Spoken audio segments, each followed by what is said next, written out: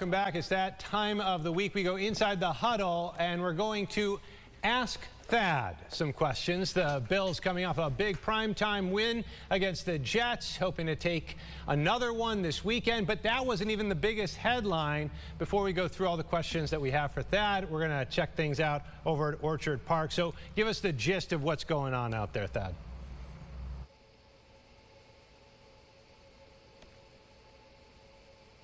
From Cleveland to Buffalo last night, and Cooper said it felt like a long drive to the first day of school. Cooper said that he felt reinvigorated by the trade, motivated coming from a 1-5 team to the 4-2 Buffalo Bills. All the players I talked to today said they were excited to have Cooper in the house, excited to see what he can do on the field, and also to pick his brain as a veteran who's been in the league for a while. Josh Allen was asked if Cooper can help the offense. Allen said absolutely, and kind of looked at the question asker and said, "It's Amari Cooper. Of course he's going to help." So everything is on the up and up, and excitement for sure here in Orchard Park. Adam? All right, on that note, you know, the one thing is, like, it's amazing to get a great wide receiver like this, but they've got to learn, I'm sure, the schemes, all that stuff. How long will it take for Cooper to get acclimated here?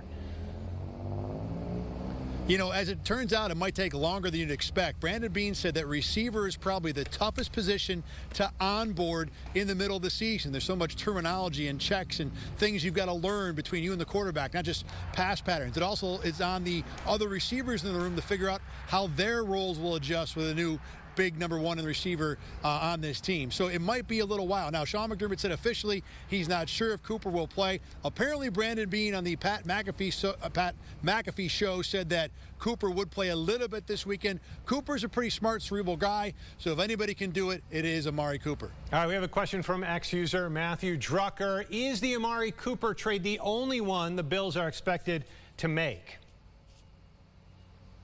Yeah, this is a fantastic question. I think the Bills will continue to look. Brandon Beane said he's always looking. The problem is the Bills don't have a whole lot of cap room. Why this Cooper deal worked is because he's only going to cost about $800,000 the rest of the year. No matter who the Bills want to trade for, it's going to have to be someone who is on a very small salary and is available immediately. I think that shortens the list of guys who it could happen with, but it's not out of the question. Only $800,000. The X-user Jim Dubs also has a question. Is there a contract extension coming for Cooper, who is a free agent after this year? Very unusual for the Bills to add a player who's only got this year left on his contract. Brandon Beane said that for now they're going to let the contract play out. No plans to sign any extension at this point. Obviously, if it works out and everything goes great and Cooper's a very good player here, the Bills are still going to need a number one receiver likely next year. So if Cooper works, I think there's a good chance he stays. But for now, he's going to be a free agent when we get to March. All right. Thad, thank you so much, especially after taking a tour of New York State, going to see the Jets play in New Jersey and then coming back, heading to Buffalo. So thank you, as always, for answering our very pressing questions. Thad Brown live in Orchard Park for us.